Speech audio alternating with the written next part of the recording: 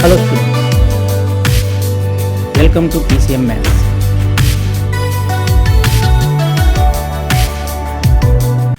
ఈరోజు మనము 5th class maths work book semester 2 నుండి ఫ్రాక్షన్స్ చాప్టర్ అంటే భిన్నాల్ చాప్టర్లో వర్క్షీట్ 7-8 గురించి డిస్కస్ చేద్దాం. Worksheet 7 sub topic addition of fractions, భిన్నాల సంకలనము. First problem, do the following. ఇవి చేయండి.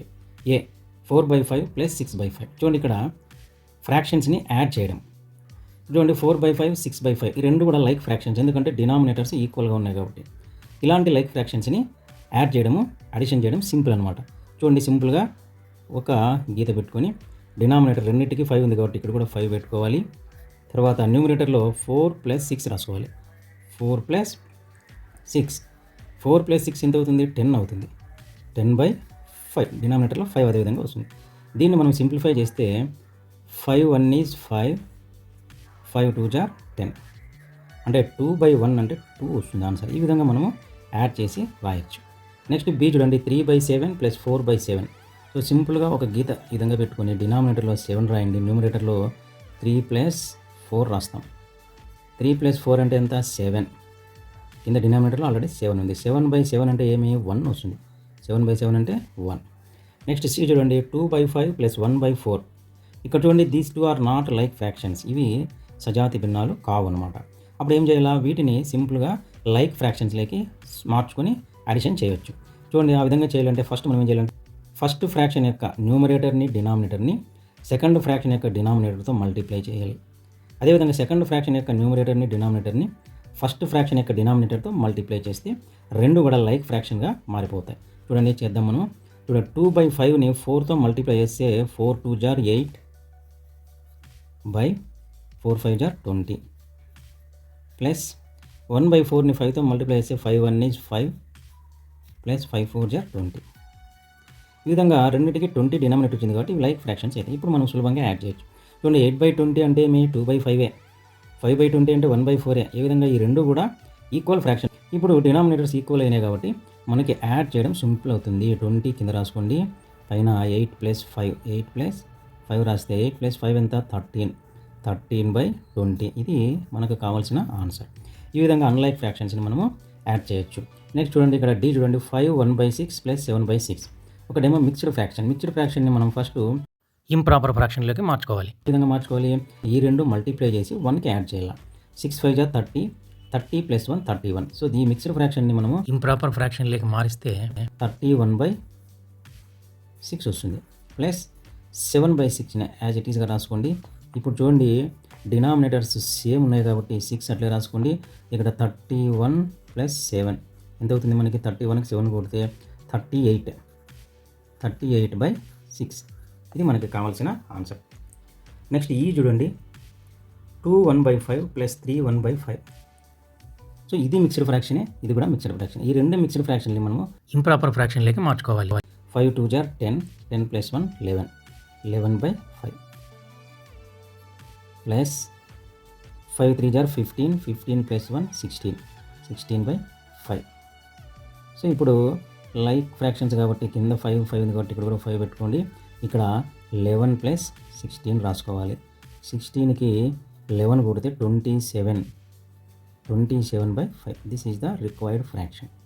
అదేవిధంగా ఈ రెండు మిక్స్డ్ ఫ్రాక్షన్స్ని మనము చేస్తే కనుక చూడండి, ఫస్ట్ 3 5 15 + 2 17/3, 17/3 ప్లస్ 4 6 24 + 3 27/4.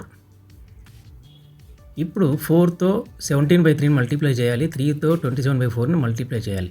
చేస్తే మనకి ఏమొస్తుంది చూడండి, first 4 17s 68, 68/4 3s 12, 4 3s 12 plus 3 27s 3 7 are 21, మరి 3 2 are 6 1 8, 81/3 4s 12. ఇప్పుడు చూడండి, డినామినేటర్ రెండు 12 వచ్చినాయి కాబట్టి లైక్ ఫ్రాక్షన్స్. ఇప్పుడు మనము కింద డినామినేటర్లో 12 రాసుకొని పైన న్యూమరేటర్లో 68 + 81 రాయాలి. 68 + 81. ఇప్పుడు పైన 68 + 81 కొడితే 8కి 1 కొడితే 9, 6కి 8 కొడితే 14, 149/12. This is the answer. That's all. Next G problem. 5/9 + 2/9. ఇవి రెండు లైక్ ఫ్రాక్షన్స్ కాబట్టి కింద ఈ విధంగా 9 రాసి 5 + 2 అని రాయాలి. 5 + 2 అంటే ఎంత? 7. 7/9. This is the required fraction. ఇక్కడ హెచ్ చూడండి, 5 1/7 + 1 1/7. ఈ మిక్స్డ్ ఫ్రాక్షన్స్ని మనము కన్వర్ట్ చేసుకుంటే 7 5 = 35 + 1 36.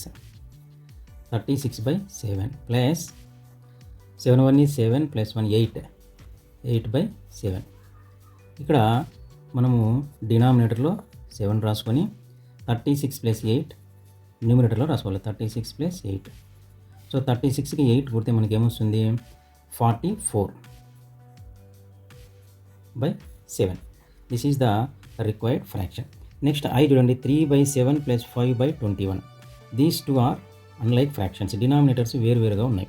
మరి డినామినేటర్స్ ఈక్వల్ కావాలంటే చూడండి, 7ని మనము 21 చేసుకోవడానికి అవకాశం ఉంది. 7 3 = 21. కాబట్టి న్యూమరేటర్ని డినామినేటర్ని 3తో మల్టిప్లై చేస్తే దీని యొక్క డినామినేటర్ 21 అవుతుంది. కాబట్టి మనం దీన్ని ఏమని రాసుకోవాలా? 3/7 అనే ఫ్రాక్షన్ని ఇంటూ 3 అని రాసుకోవాలా.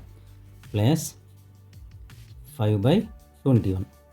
చూడండి, 3/3 నథింగ్ బట్ 1. కాబట్టి 3 3 = 9 ప్లస్ 3 7 = 21. 9/21 ప్లస్ 5/21. ఇప్పుడు చూడండి, రెండు డినామినేటర్లో 21 అయినాయి. 9/21 అంటే ఏమో నథింగ్ బట్ 3/7. 3 3 = 9, 3 7 = 21 కాబట్టి ఇప్పుడు వీటిని మనం యాడ్ చేస్తే డినామినేటర్లో 21 రాసుకొని 9 + 5 అని న్యూమినేటర్లో రాస్తాం. 9 + 5 అంటే ఎంత? 14. 14/21. This is the required fraction. దీన్ని సింప్లిఫై చేస్తే మనకి ఏమొస్తుంది? 7 2 = 14, 7 3 = 21. కాబట్టి దీని యొక్క సింప్లెస్ట్ ఫామ్ 2/3 వస్తుంది. నెక్స్ట్ చూడండి, 3 2/3 + 1 2/5. These two are mixed fractions. Improper fraction లేకి కన్వర్ట్ చేసుకుంటే 3 3 = 9 + 2 11. 11/3 ప్లస్ 5 is 5 + 2 7. 7/5. ఇప్పుడు చూడండి, ఈ రెండు కూడా డినామినేటర్స్ వేరే ఉన్నాయి. సో ఇక్కడ 5తో 11/3ని మల్టిప్లై చేయాలి. 3తో 7/5ని మల్టిప్లై చేస్తే మనకి డినామినేటర్స్ ఈక్వల్ అవుతాయి. కాబట్టి మనం ఏమైనా రాసుకోవచ్చు చూడండి, దీని equals to 5 11s 55/5 3s 15 plus 3 7s 21/3 5s 15. ఇప్పుడు చూడండి, డినామినేటర్స్ ఈక్వల్ అయినాయి. కాబట్టి కింద ఇట్లా 15 రాసేసుకొని మనం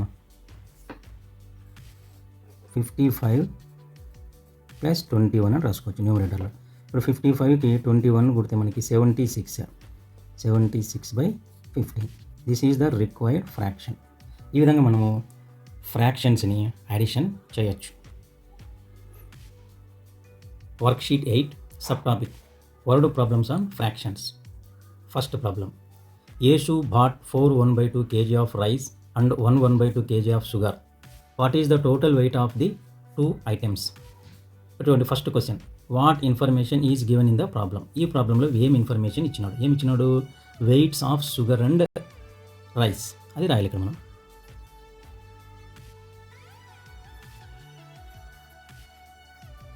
weights of sugar and rice ఇది మనకి ఇచ్చినాడు. What will you find? Total weight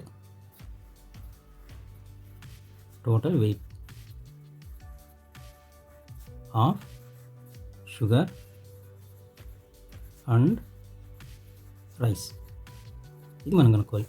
which process do you follow to solve the problem. ఈ ప్రాబ్లం సాల్వ్ చేయడానికి మనము ఏం చేస్తాం? అడిషన్ చేస్తాం. We have to add